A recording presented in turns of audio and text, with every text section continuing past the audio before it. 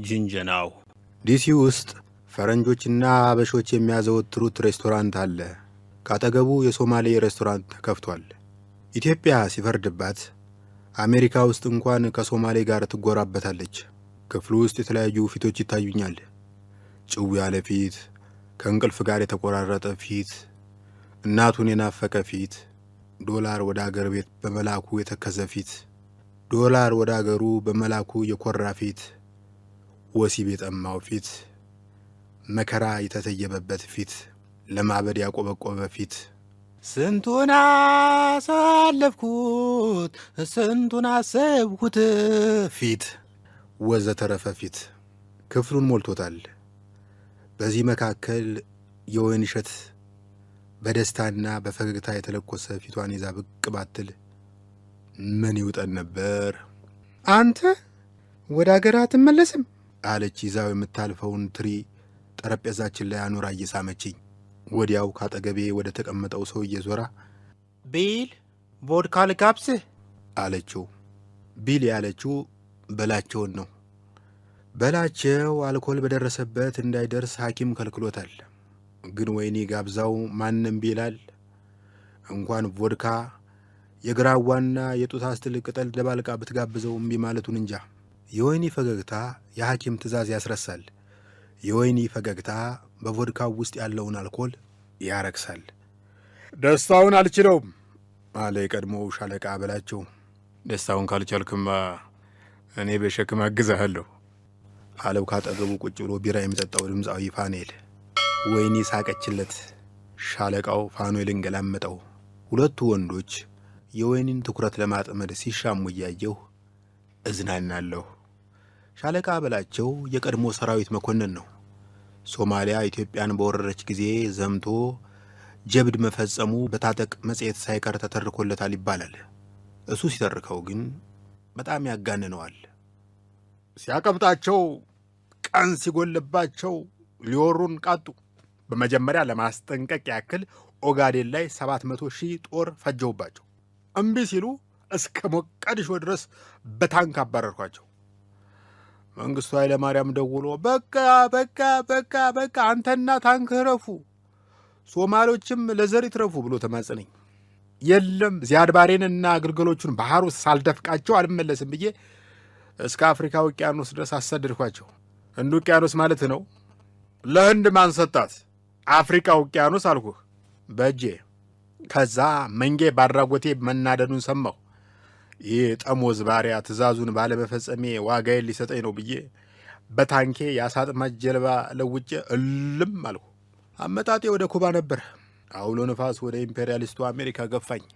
ወይኒ ቮድካውን በሻለቃ በላቸው ፊት እያስቀመጠች ከዚያም አይናፋሩን ፋኑኤል እያየች በእናትህ ሰላም የሚለውን ዘፈንን አንጎራጉርልኝ። አይ ጉንፋን ይዞኛል ባክሽ ሌላ ጊዜ አለ ፋኑኤል ለመግደርደር ያክል። በእናትህ ወይኒ ሻለቃ በላቸው ተጣራ። በእናትህ ካልሽኝ እሺ እንግዲህ ፋኑኤል ጉሮሮን መሳል ጀመረ። ወይኒ ወዬ ሻለቃ ቢል በደሬውቴ ውስጥ ስጋ ለስጋ የገባች የቺቺ ጥይት ተሸክሜ እንደምዞር ታውቂያለሽ? አቷሽ ቢል። ወይኒ ደግሞ እንደ ቶማስ ካልዳሰስ መቼም አታምኘኝም አለና እጇን ስቦ ሸሚዙ ውስጥ ከተተው። ይሄ ነው እሱ ጎድን አጥንቴ ነው። ትንሽ ዝቅ በይ፣ ትንሽ ዝቅ። እሱ ጋር ነካሁት። ጀግና እኮ ነህ አለች እጇን ነፃ ለማውጣት እየተጣደፈች። በዚህ ትደነቂያለሽ። ታፋዬ ላይ ተሸክሜው የምዞረውን የመትረየስ ጥይት ብትነኪ ምን ልትይ ነው በለው። በመጥፋት ላይ ያለው የጦር ሰራዊት ጅንጀና ጥበብ በሻለቃ በላቸው ደረት ላይ የቺቺ ጥይት የለቀቀበት ሶማሌ የተባረከ ነው። ከንቅሳትና የክትባት ምልክት በቀር በደረታችን ላይ ይዘነው የምንዞረው የክብር ምልክት የሌለን ተራ ተስተናጋጆች ሻለቃ በላቸውም በቅናት እንገላምጠው ጀመረ። ከጥቂት ጊዜ በኋላ የዲጄ ሙዚቃ ክፍሉም ሞላው። የዳንሱ ወለል ላይ መዓት አይነት እግር ሲርመሰመሳ ያለው 3 ዙር የሥጋ መቀነት ወገባቸው ዙሪያ የጠመጠሙ ወፈፍራም ፈረንጅ ሴቶች ከፊት ለፊት ይታዩኛል። ብድግ አልሁ። የት ልትሄድ ነው አለ ሻለቃ። ልደንስ። ባለትዳር አይደለህም እንዴ? እና ባለትዳር አይደንስም? ወንድሜ እዚያ ሀገር ዳንስ እንደ ሀገርህ እስክስታ በአንገት በወገብ የተወሰነ እንዳይመስልህ። አንዷ ፈንፌ ተንደድራ መጣ ትለጠፍብሃለች። ከዚያ መርፌ ለመውጋት የተዘጋጀች ይመስል መቀመጫዋን ዙሪያ ማንጠልጠያ ላይ ለጥፋ ትታከካለች። 5 ደቂቃ ባልሞላ ጊዜ ውስጥ አጭር ምንሽርህን አቀባብላበት ትሄዳለች። ጨዋ ሴት አገር ቤት ቀረባክህ። ትንሽ ቆይቶ ሻለቃ በላቸው በጉርምስና ዘመኑ ስለነበረው የፍቅር ፈተና ረጅም ዲስኩር አቀረበ። ዲስኩሩን አሳጥሬ በራሴ ቋንቋ ሳቀርበው ይህን ይመስላል። የአሁኑንም ባላውቅም በእኛ ጊዜ ከሴት ጋር ከመውጣት ከሀገር መውጣት ይቀል ነበር።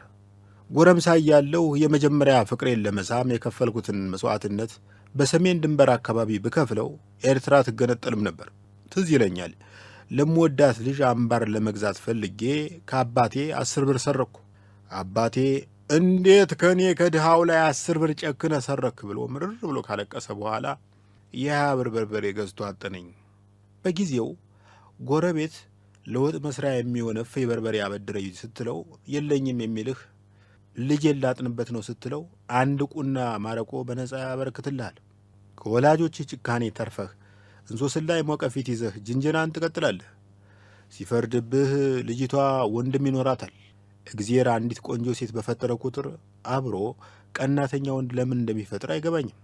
ወንድምየው በጉልበት የሚበልጠህ ከሆነ መስቀለኛ መንገድ ላይ ጠብቆ በጠረባ ይጥልሃል። በጉልበት የሚያንስ ከሆነ ደግሞ ውሻ ገዝቶ ያንተን ታፋ ከእህቱ ታፋ ለይቶ እንዲነክስ አሰልጥኖ ይለቅብሃል። በርበሬ የታጠነ ፊት፣ የተሰበረ አፍንጫ፣ የተነከሰ ታፋ ይዘህ ተስፋ ይዘህ አይሲስ ያፈረሰው ሐውልት መስለህ ጅንጀናህን ትቀጥላለህ። በመጨረሻ ይሳካልህና ልጅቷን ይዘህ ወደ ጫካ ትወርዳለህ። ጫካው ውስጥ ሳር አንጥፈህ ውዲቱን ጋደም አድርገህ ልትንበለበለባት ስትሰናዳ በአካባቢው የተመደበ ደን ጠባቂ ሽማግሌ ደርሶ በወይራ ሽመል ያበራይሃል። ለምን እንጂ አባቱ። ደን ጠባቂው እዛ የተቀመጠው በመንግስት የተመደበውን ደን እንዲጠብቅ ነበር። በራሱ ጊዜ የአካባቢው ኮረዶች ድንግልና ጠባቂ ሆኖ ይሰማራል።